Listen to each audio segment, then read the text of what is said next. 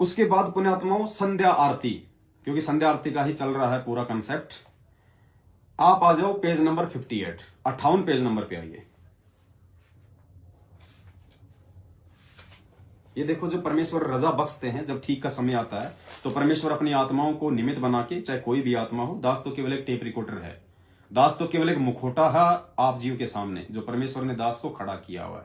वरना दास की औकात नहीं है कि दास इन गूढ़ रहस्य युक्त सदग्रंथों में से कोई चीज समझ सके। दास तो बेबुद्धि का जीव है, दास तो दुर्बुद्धि का जीव है। पुण्यात्माओं, ये तो आप भाई बहन हैं, परमेश्वर की विशेष प्यारी आत्माएं हैं, जो दास के पास में सबूत भेजते रहते हैं। और दास ने इस परमात्मा को केवल किसी संस्कार आधार से केवल एक रेडियो के रूप में आप जीव के सामने पेश किया हुआ है। वरना दास की औकात नहीं है कि दास ये चीजें ढूंढ सके, दास आप जीव को ये बता सके, और दास बिना सतगुरुदेव जी के आशीर्वाद से इन चीजों को समझ सके। तो पुण्यात्मा, ये आप सभी भाई बहनों पे दास से भी ज्यादा मेहर है परमात्मा की। मैं तो कोशिश करूंगा, मालिक से विनती करूंगा कि परमेश्वर मेरे भाइयों की तरह इस 2 कौड़ी के नीच पे भी रजा बख्शे मेरे मालिक। तो पुण्यात्मा, अब हम आते हैं पेज नंबर 58, संध्या आरती में पेज नंबर 58। ये जो नई वाली जो भक्ति बोध है, पेज नंबर 58। पेज नंबर 58 पे सबसे नीचे वाली जो चौपाई, आप वहां जाओ, सबसे नीचे वाली चौपाई। गरीब सतवादी सब संत हैं आप अपने धाम, आजिज की अरदास है सकल संत प्रणाम। ये वाणी है। गरीब सतवादी सब संत हैं आप अपने धाम, आजिज की अरदास है सकल संत प्रणाम। यानी आज से पहले परमेश्वर ने जिन जिन संतों की भूमिका की उसका जिक्र कर रहे हैं कि वो भी अपनी जगह आदरणीय है, सम्माननीय है, लेकिन पूजनीय नहीं है। पूजनीय तुम्हारे गुरुदेव भगवान है। आजिज की अरदास है, मुझ नीच की प्रार्थना है, अरदास है सकल संत प्रणाम। मैं सभी को नमन करता हूं, मैं सभी का आदर करता हूं, सम्मान करता हूं, क्योंकि वो परमेश्वर के ही रूप थे। लेकिन हम उनको पूज्य रूपों में नहीं गिन सकते। पूज्य रूप में हम केवल अपने गुरुदेव को ही गिन सकते हैं। तो भेद क्या दिया है परमपिता परमेश्वर जी ने? ये जो नीचे की जो वाणी है, गरीब सतवादी सब संत हैं आप अपने धाम, फिर नीचे वाणी में ऑटोमेटिक हमारे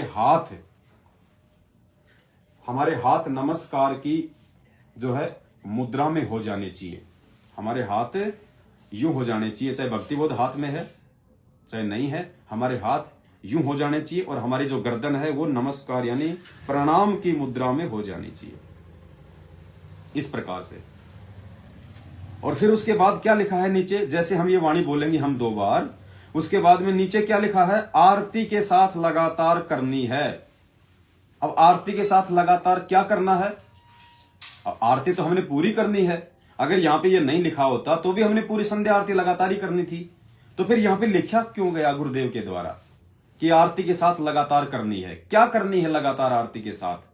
हमने ये जो चौपाई जो बोली है, गरीब सतवादी सब संत है आप अपने धाम, उसके बाद ऑटोमेटिक हमारे हाथ जुड़ जाएंगे। आजिज की अरदास है, यानी अरदास आदमी जो करता है हाथ जोड़ के प्यार से, आधीनी से, विनम्र भाव से, और गर्दन हल्की सी नीची करके करता है सम्मान में।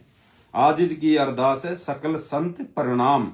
फिर लिखा है आरती के साथ लगातार करनी है। हमने इसी मुद्रा में रहना है, आधीनी वाली मुद्रा में, हाथ जोड़ के गर्दन नीची, और आरती के साथ लगातार, यानी लगातार हमने इसी मुद्रा में, ये जो 4-5 जो चौपाइयां हैं आगे की, ये साखी से ऊपर तक की, यानी यहां से हमने हाथ जोड़े जहां परमात्मा ने लिखा है कि आरती के साथ लगातार बोलनी है।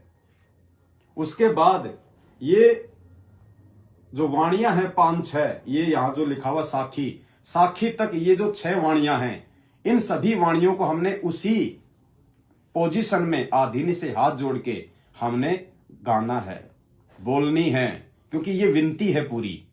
और विनती जो की जाती है, प्रार्थना जो की जाती है, वो आधीनी और हाथ जोड़ के की जाती है। और उसके बाद फिर आगे जो शुरू हो जाएगा, गरीब जल थल साक्षी एक है, डूंगर ढहर दयाल। फिर आपकी मर्जी है, चाहे उसी स्थिति में रहो, चाहे अपना सामान्य स्थिति में आ जाओ। लेकिन उस चौपाई के बाद ये गरीब सतवादी सब संत हैं आप अपने धाम, आजिज की अरदास है सकल संत प्रणाम। उसके बाद आगे की ये 6 लाइनें हमने उसी मुद्रा में आधीनी से परमात्मा से ये प्रार्थना करनी है, क्योंकि गुरुदेव का आदेश है कि आरती के साथ लगातार करनी है। ये नीचे लिखा हुआ है, नीचे छोटे छोटे शब्दों में, आरती के साथ लगातार करनी है। तो ये परमेश्वर ने सद्बुद्धि दी, एक भेद ये छुपा हुआ था। ठीक का समय आया तो परमेश्वर ने दासों को निमित्त बना के आप जी तक संदेशा पहुंचा दिया है।